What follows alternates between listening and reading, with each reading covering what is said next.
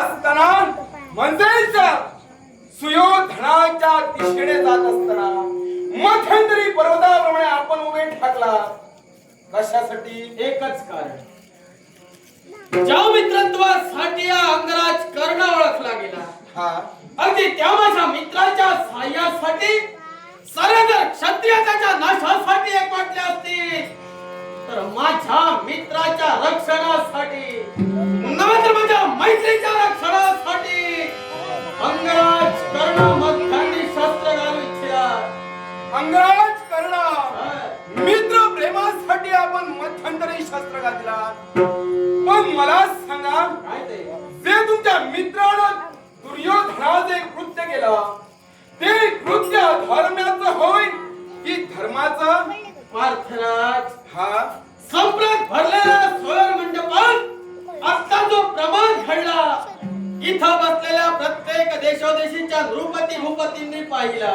ज्यावरती एका वीरांचा अपमान जर भरलेल्या स्वयंवर मंडपात होत असेल, तर माझ्या मते ती घडलेली कृती योग्यच आहे. काय महाराज, म्हणजे ही कृती सुयोधनामार्फत झालेली कृती ही तुमच्या मते योग्य? निश्चित. मला सांग, असा कोण अपराध झाला जेणेकरून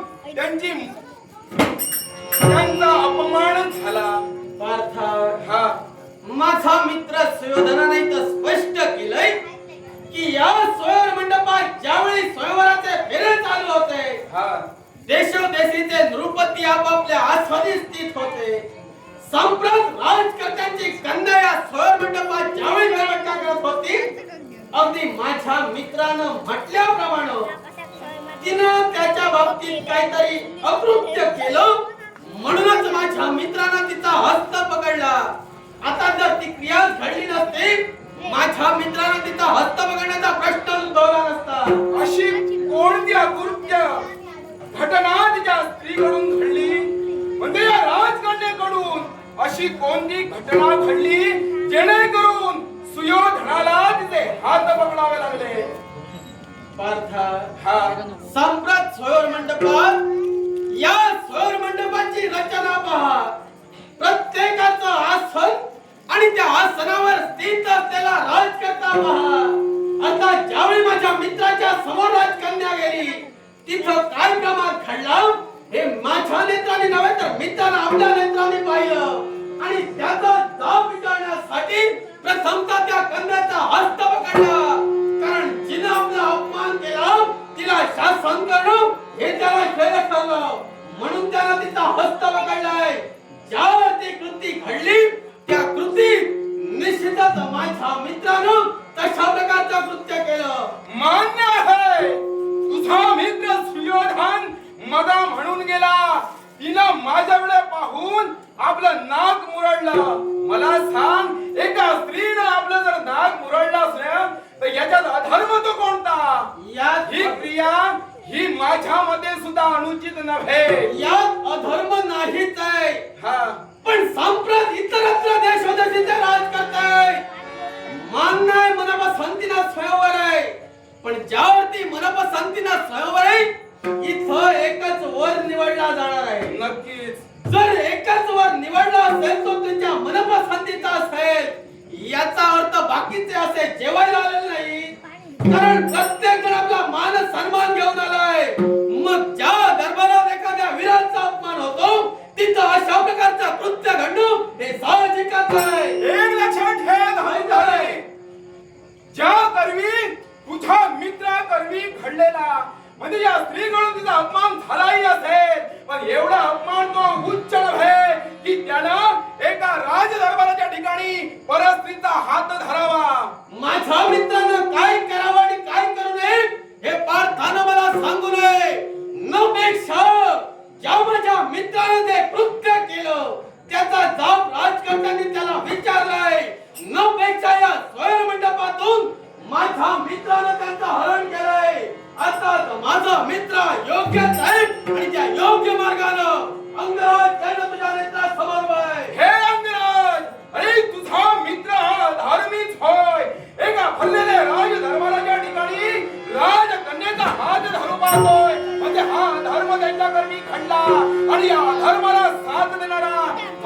प्रश्नाचं उत्तर दे. एका अधर्माला जर साथ देणारा असतो, जो सहाय्यभूत ठरतो, तो कोण असतो? अधर्म असो की धर्म, हा.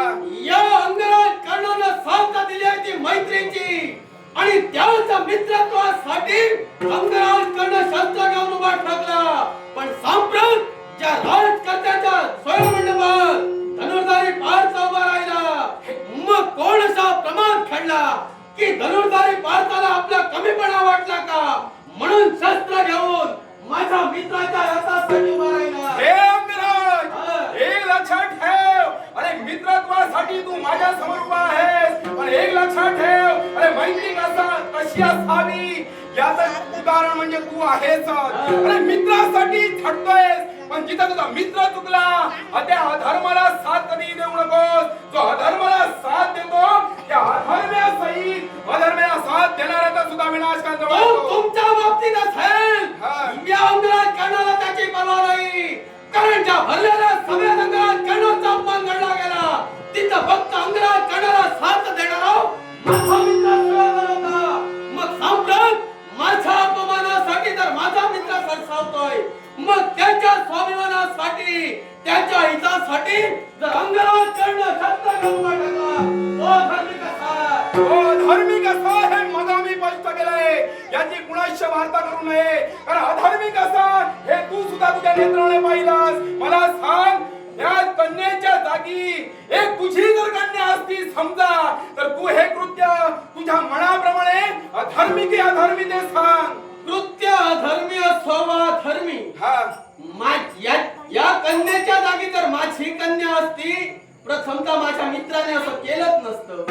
नपेक्षा या स्वयं मंडपात माझ्या कन्येनं असं कृत्यही केलं नसतं. पण सांप्रत एका स्त्रीकडून असं कृत्य घडलं गेलं, एका वीराची तिथं निर्वत्सना केली गेली. सांप्रत वीरस्त्री जागृत होऊन माझ्या मित्रानं ती कृती घडवून आणली आणि त्या भानुमतीचं हरण केलंय. आता किती प्रसंग वाका येऊ दे, माझा मित्र हा धर्मीच आहे. हे अंगराज, तू तुझ्या मित्राची केव्हाही बाजू घेणार मान्यच आहे, पण तू धर्माप्रमाणे तू सुद्धा चालणार आहेस. अरे तू सुद्धा या अधर्माला साथ देणारा अधर्मीच होय. एक लक्षात ठेव, तुझ्या समोर असलेला धनुर्धारी पार्थ आज तुला आव्हान करतोय. ते आव्हान कोणतं असेल? युद्धाचं होय. मग पार्थ संप्रदाय अंगराज कर्ण ही जाऊबाई तो मित्राच्या रक्षणासाठी, कारण नभूतो न भविष्याती कोण बघा प्रसंग येईल, अंगराज कर्णाला याची कल्पना होती, आणि म्हणूनच या स्वयंमंडपात या अंगराज कर्णाचा येणं झालंय. जरा पार्थ या अंगराज कर्णाची जर बंद करण्यासाठी तत्पर असेल, एवढं शौर्य सामर्थ्याचा मला दाखवत असेल, या तुझं शौर्य सामर्थ्यान आम्ही मग लावली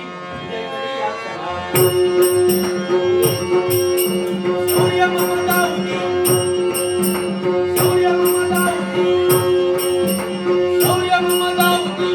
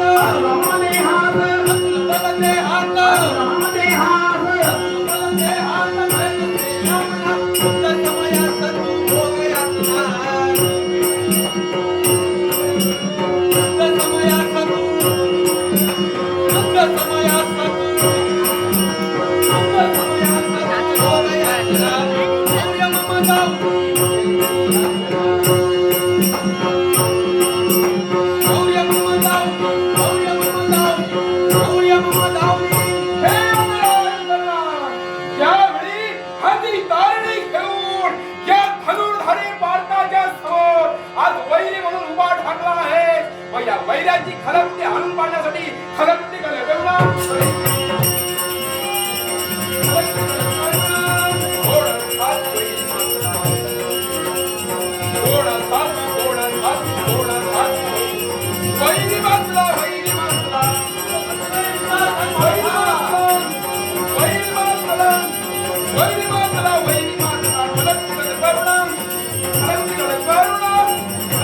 करला वारिया गतिकाला वारिया वारिया वारिया हलकर या कवियाला हलकर हलकर हलकर या कवियाला करला